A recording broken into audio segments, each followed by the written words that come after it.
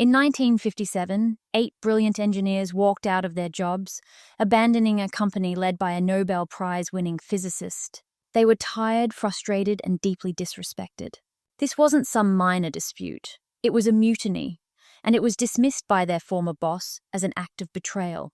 He reportedly called them the Traitorous Eight, a label meant to shame them into submission. But these 8 engineers didn't just walk out the door. They sparked a chain reaction that built Intel, launched hundreds of other companies, invented the modern venture capital industry, and transformed a quiet California fruit orchard into the most influential technological powerhouse on Earth, Silicon Valley. How did one mass resignation, fueled by ambition and desperation, accidentally lay the very foundation for everything from our smartphones to the AI revolution that defines our present? And what does their story reveal about the true cost of genius and the explosive power of a good idea backed by the right kind of money? The story begins not in a garage, but in the hallowed halls of Bell Labs in 1947. There, John Bardeen, Walter Brattain, and William Shockley unveiled the transistor.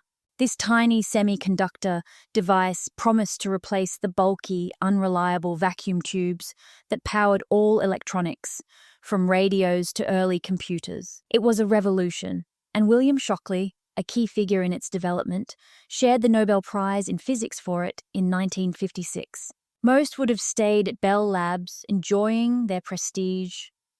But Shockley had bigger plans. He decided to strike out on his own, not just to invent, but to commercialize this groundbreaking technology. He chose Mountain View, California, a tranquil agricultural region then known as the Valley of Heart's Delight, for its sprawling fruit orchards. Shockley's ambition was clear: to build the future.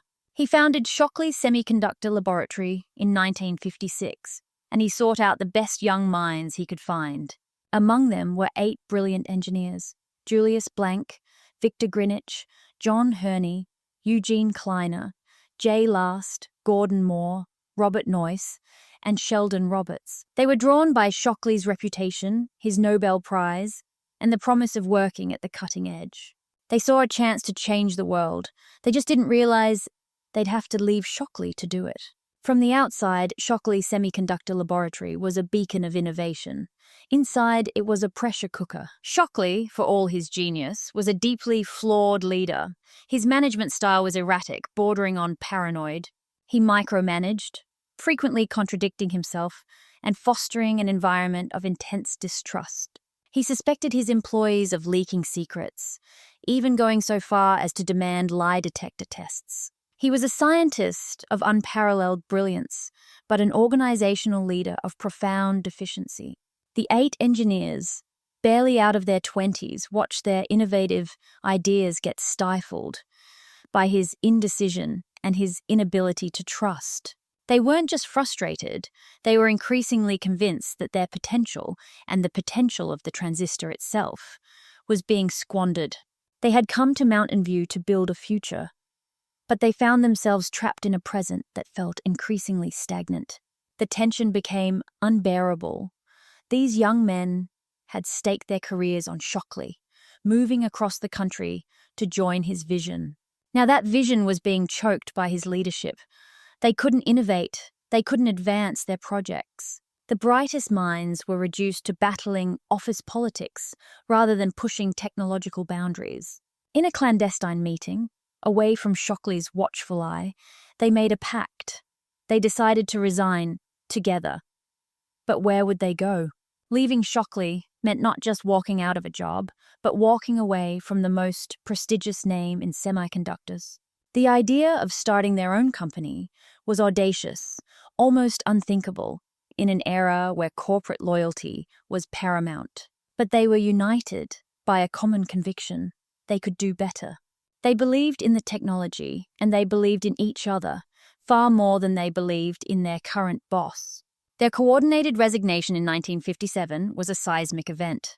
Shockley, famously, was enraged. But the departure of the Traitorous Eight, as he may have called them, wasn't just an act of defiance. It was an accidental catalyst for a new financial paradigm. Enter Arthur Rock. A savvy financier, Rock saw not just a group of disgruntled engineers, but an opportunity. He recognized their talent, their collective expertise, and their shared vision.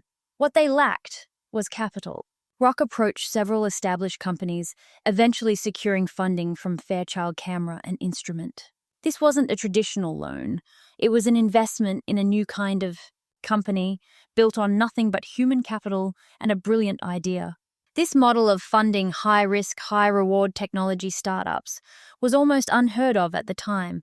Arthur Rock's role in backing these 8 engineers became a landmark in the evolution of modern venture capital, creating the blueprint for how countless startups would be funded for decades to come. With the backing secured, Fairchild Semiconductor was born. Free from Shockley's suffocating management, these 8 engineers unleashed their pent-up creativity. The breakthroughs came fast. In 1959, John Huerney, one of the Traitorous Eight, invented the planar process. This wasn't just an incremental improvement. It was a fundamental shift in how semiconductors were made.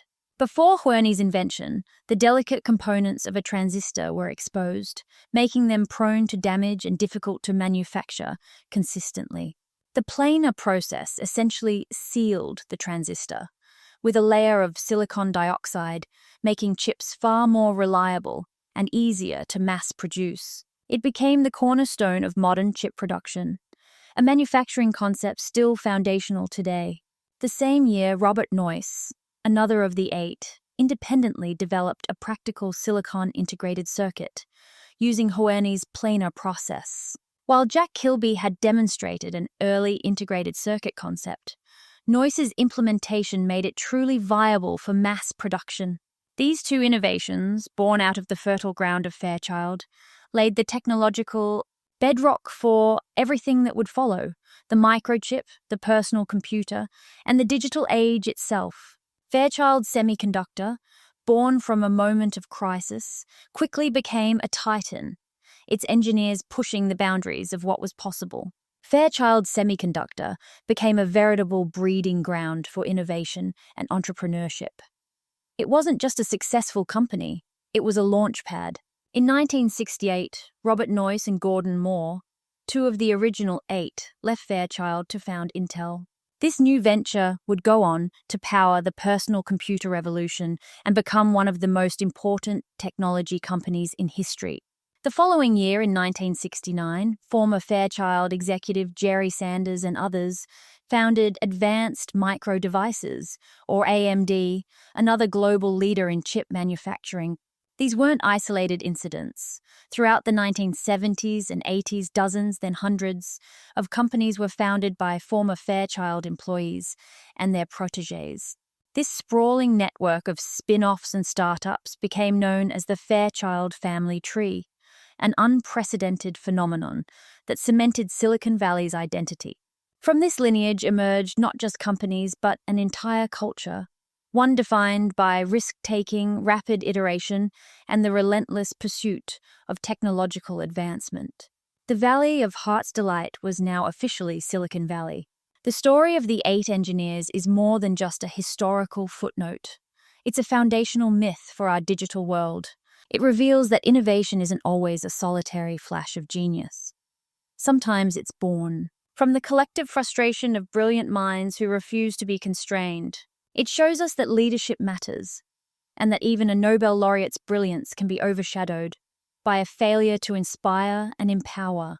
Most profoundly, it illustrates how collaboration, ambition, and the courage to take an enormous risk, when combined with innovative financing, can create an entire ecosystem. The entrepreneurial spirit, the venture capital model, the very fabric of Silicon Valley, and by extension, the technological world we inhabit today, all flow from that fateful day in 1957. From early microprocessors to today's powerful AI hardware, the descendants of Fairchild continue to shape our future, proving that sometimes the greatest betrayals lead to the greatest revolutions. What other pivotal moments in tech history have shaped the world in unexpected ways? Share your thoughts in the comments below. And if you're curious about the unsung heroes and overlooked turning points that built our modern world, consider subscribing